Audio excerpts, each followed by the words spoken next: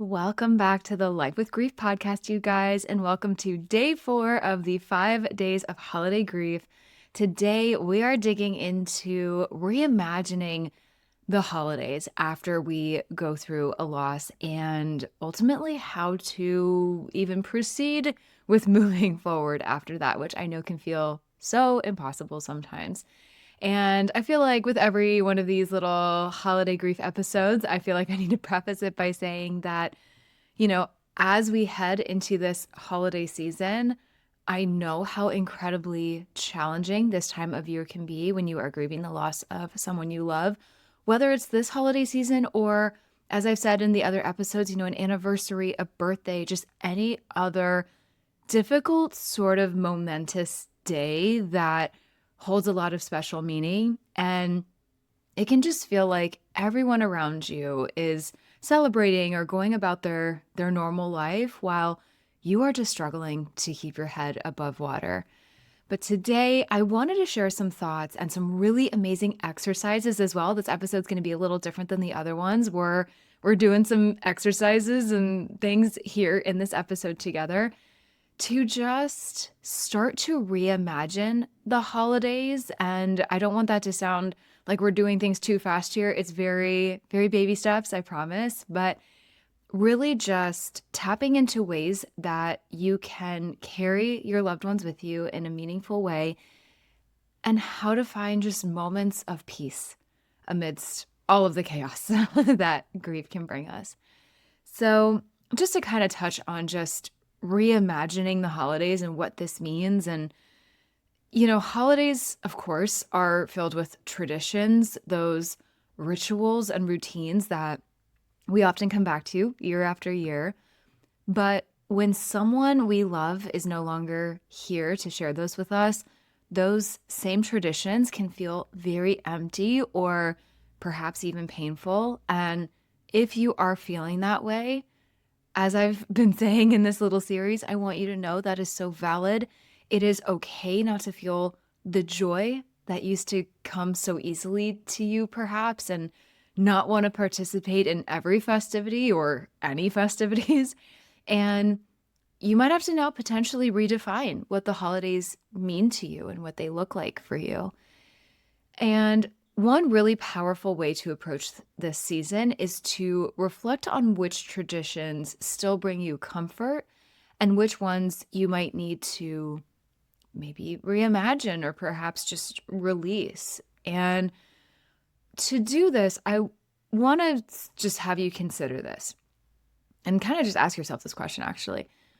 Are there certain elements of the holiday season or traditions or what have you that connect you to the memory of your loved one?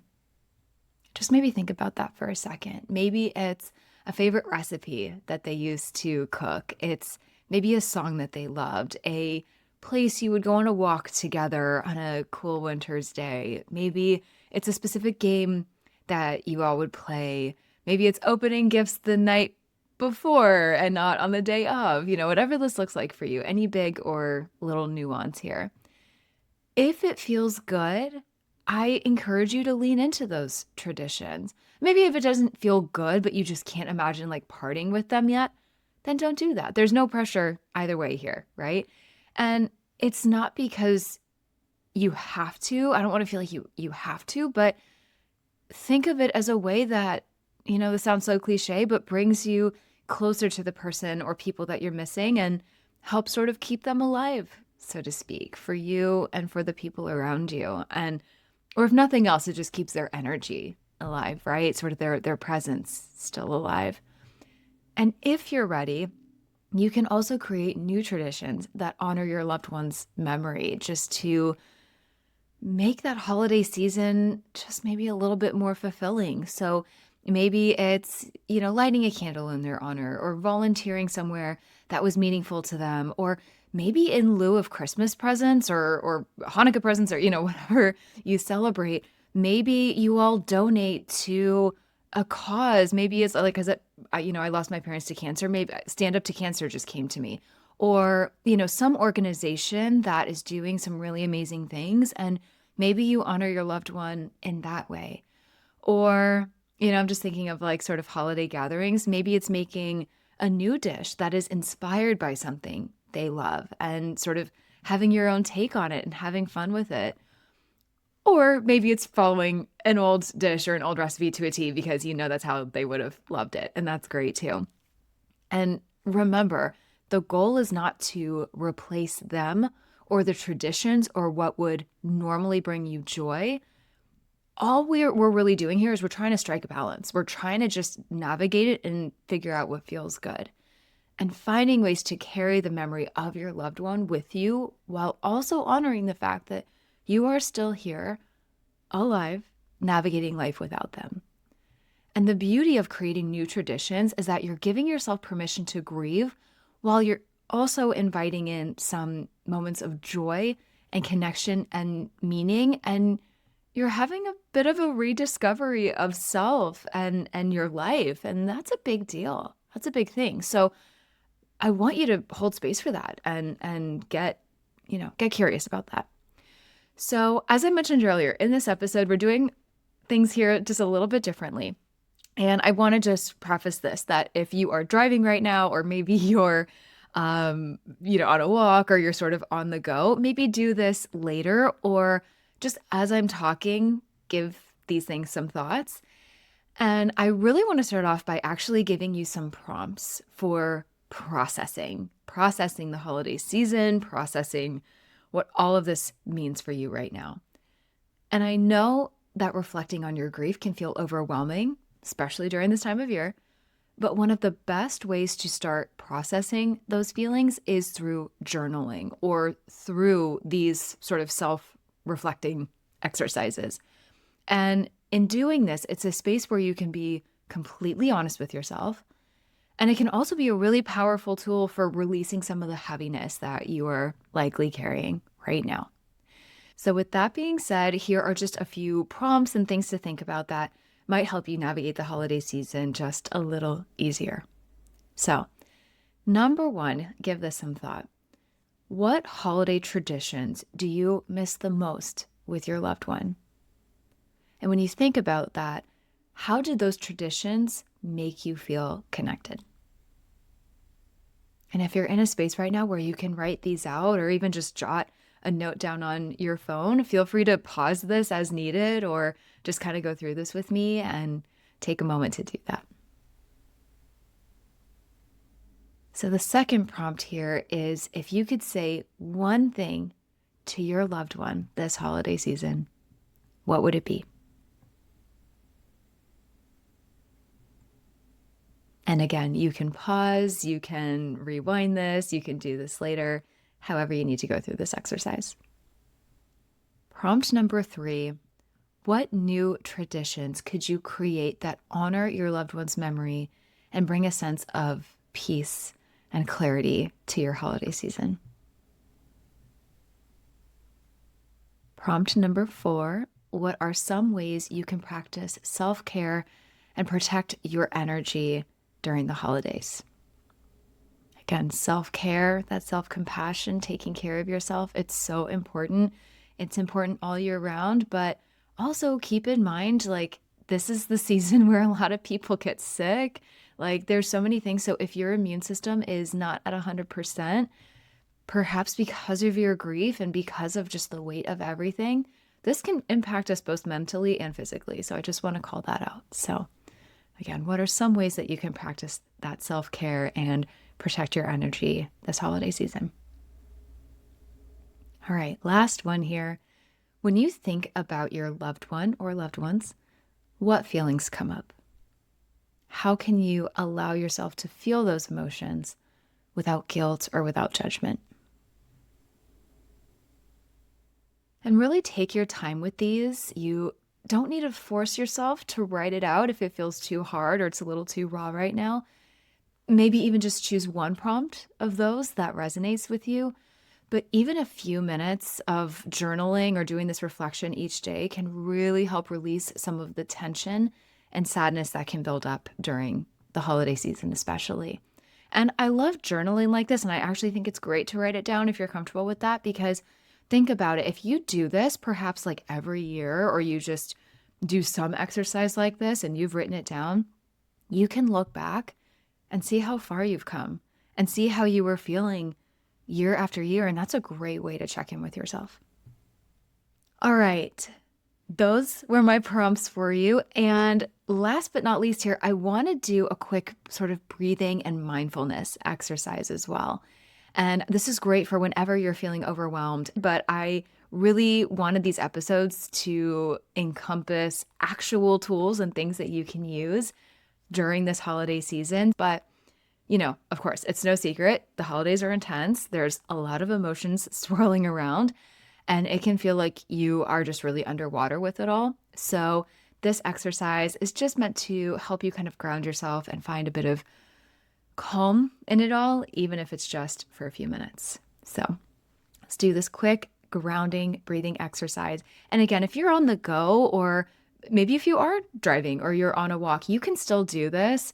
Of course, if I give the direction to close your eyes and you are driving or in a place where you cannot close your eyes, obviously don't do that, but you can still do the breathing, right? And then there's no bad place to do that. But if you are in the comfort of your own home, or if you can find a place to sit comfortably, either sitting up or lying down, that is great. And go ahead and take a moment to do that. And feel free to pause this if you need to. Next, go ahead and close your eyes if it feels safe for you to do so, or you can just kind of soften your gaze a little bit. And as you do that, let's take a big, deep breath in together.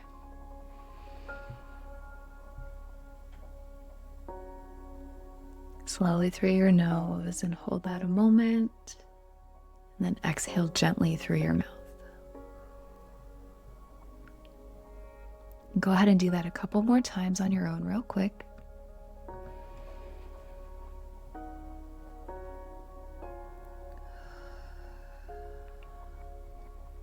Really feeling those lungs when you do that exercise. And next, go ahead and inhale deeply through your nose and imagine that you're breathing in a sense of calm and peace. And go ahead and hold that. And exhale slowly, releasing any tension that you're carrying. Make sure you're dropping those shoulders when you do that. And go ahead and keep doing this. And as you continue to breathe, bring your attention to where you are sitting or lying down, if that is applicable to you. So feel the support beneath you, grounding you in this moment. Feel the earth beneath your feet or the chair supporting your back. Know that right now, in this moment, you are safe to feel whatever you need to feel. And now, as you breathe in, I invite you to picture your loved one in a happy memory. And for me personally, because my parents were not well physically towards the end of their life, if you can empathize with that, or perhaps your loved one or loved ones died in a way that doesn't encompass the light and the vitality that they had when they were here physically in this world, I invite you to envision them in their healthiest, most glowing, amazing state. Maybe they're laughing, maybe they're simply sitting beside you in silence and you're just relishing in that moment. And go ahead and breathe in that memory. And then exhale any sadness, allowing it to mix with the love and the connection that you still feel for them and that you still have with them. Because not even death can break that bond with our loved ones. When it feels good for you, take one more deep breath in through your nose. Hold that and release it through your mouth. If you were sitting or lying down doing this exercise, go ahead and gently wiggle your fingers and toes. And when you're ready, open your eyes. So this exercise is something you can return to whenever you need it to center yourself. Even just a few deep breaths can really help you feel a bit more grounded, especially if the holidays are feeling just a little too heavy for you. As we wrap up today, I want to remind you, as I have in these last episodes here, to be gentle with yourself. You do not have to do all the things or be all the things for everyone else. Remember that you are one person. You are dealing with so much. Do what you need to do to make this holiday season make sense for you and feel good for you. And this season, it doesn't have to look the way it used to. It probably won't. It's okay to create new memories. It's okay to hold on to old ones. And it's okay if you feel like you are just simply surviving it this season. That's okay, because remember, it's going to continue to evolve over time. And remember that I am here with you. I am walking this journey alongside you. And if you found today's episode helpful, I hope you let me know. DM me, comment, let me know how you liked it, if you did. And if you feel called to do so, please consider sharing it with someone else who might need it too. I am trying to help as many people as I can here. And if you'd like even more support or to connect with me further, go ahead and do that on Instagram at Losses Become Gains and at Life with Grief Podcast. I hope you enjoyed day 4. Day 5, our last day of this little series, is coming, so look out for that. And in the meantime, sending you a huge hug as always, and I will see you then. I am sending you a huge thank you for tuning into today's episode, my friend. Visit lossesbecomegains.com for my blog, more coping tools, ways to work with me, and so much more. And be sure you're following along on Instagram and Facebook at Losses Become Gains, and on Instagram and TikTok at Life with Grief Podcast. Be sure to hit that subscribe button if you haven't already, and share this episode or this podcast with someone who could use it too. I'll catch you in the next episode.